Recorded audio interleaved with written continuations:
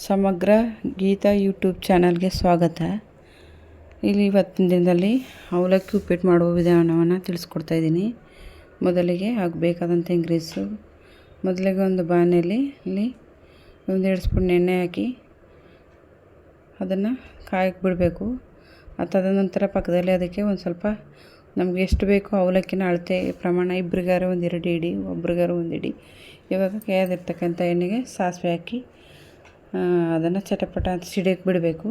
ಸಿಡಿದಂಥ ಉದ್ದಿನಬೇಳೆ, ಕಡಲೆಬೇಳೆ ಅದನ್ನು ಹಾಕಿ ಒಂದು ಸ್ವಲ್ಪ ಹೊಂಬಣ್ಣ ತನಕ ಹುರಿಬೇಕು. ಮತ್ತು ಕಡಲೆ ಬೀಜ ಅದೆಲ್ಲನೂ ಕೂಡ ಒಂದು ಸ್ವಲ್ಪ ಹೊಂಬಣ್ಣ ಬರೋ ತನಕ ಹುರಿಬೇಕು. ಹುರಿದ ತಕ್ಷಣ ಯಾವಾಗಲೂ ಇದನ್ನು ಹುರಿಬೇಕಾದ್ರೆ ಜಾಸ್ತಿ ಹುರಿಬಾರ್ದು, ಎಲ್ಲ ಕತ್ಕೊಂಡು ಸೀದ್ಬೋದು ವಾಸನೆ ಬರ್ತದೆ.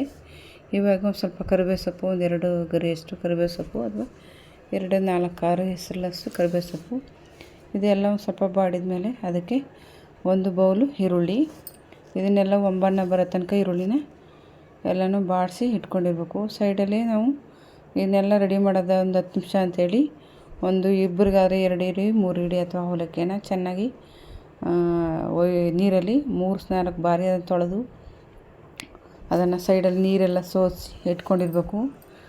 ಈಗ ಇಟ್ಕೊಂಡಿರ್ತಕ್ಕಂಥ ಮೆಣಸಿನ್ಕಾಯಿ ಹಾಕಿ ಅದಕ್ಕೆ ಚೆನ್ನಾಗಿ ಹೊಂಬಣ್ಣ ಬರೋ ತನಕ ಹುರಿಬೇಕು.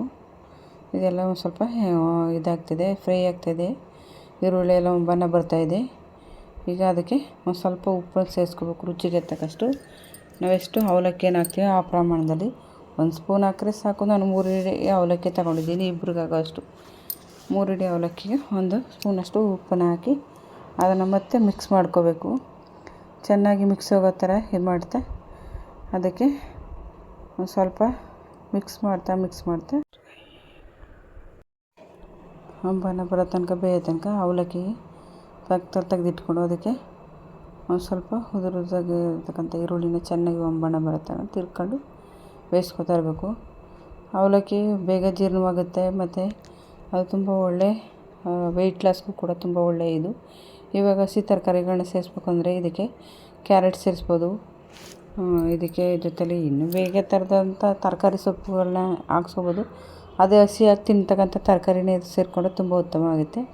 ಮತ್ತು ಇದಕ್ಕೆ ಹೆಚ್ಚು ತೆಂಗಿನಕಾಯಿನ ಬೆರೆಸಿದ್ರೆ ರುಚಿ ತುಂಬ ಜಾಸ್ತಿ ರುಚಿನ ಕೊಡುತ್ತೆ.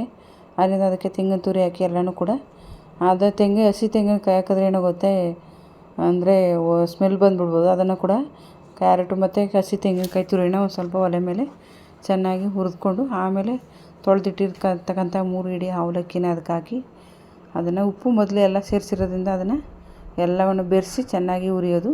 ಅಂದರೆ ನೀವು ಮೆತ್ತ ಮಾಡಿ ಬೇಗ ಬೆರೆಸಿ ಇಟ್ಬಿಟ್ರೆ ಅದು ಅವಲಕ್ಕಿ ಒಂಥರ ರುಚಿ ಬರೋಲ್ಲ. ಬಿಸಿ ಆಗಬೇಕು ಅಂದರೆ ಅವಲಕ್ಕಿ ಎಲ್ಲ ಬಿಸಿ ಆಗೋ ತನಕ ಅದನ್ನು ಬೆರೆಸಿ ಇದು ಮಾಡಬೇಕು. ಇದನ್ನು ಬೆಳಗ್ಗೆನೇ ಟಿಫನ್ಗಾಗಿ ಅಥವಾ ಲೈಟಾಗಿ ನಾವು ಬೇಗ ಸಾಂಬಾರು ಇದು ಏನು ಸಿಗಲಿಕ್ಕಿಲ್ಲ, ಈಗ ಸದ್ಯಕ್ಕಂತೂ ಮಾಡೋಕ್ಕಾಗಲ್ಲ ಅನ್ನೋ ಟೈಮಲ್ಲಿ ಇದನ್ನು ಬೇಗನೆ ಮಾಡ್ಕೋಬೋದು. ಸಾಂಬಾರು ಬೇಕಾಗಿಲ್ಲ, ಟೀ ಕಾಫಿ ಜೊತೆ ಅಥವಾ ಸ್ನ್ಯಾಕ್ಸಾಗೂ ಕೂಡ ಇದನ್ನು ಬಳಸ್ಬೋದು.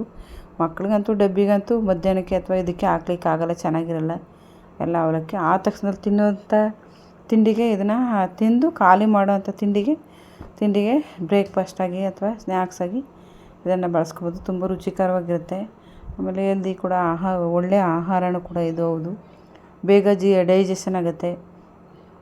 ಅದರಿಂದ ಇದನ್ನು ಮಾಡಿ ಕೂಡ ನೀವು ನೋಡಿ ಮತ್ತು ಈ ಚಾನಲ್ನ ಸಬ್ಸ್ಕ್ರೈಬ್ ಆಗಿ ಮತ್ತು ಲೈಕ್ ಮಾಡಿ ಅಂತ ಈ ಮೂಲಕ ನಾನು ಕೇಳ್ಕೊಳ್ತೀನಿ ವೀಕ್ಷಕರೇ.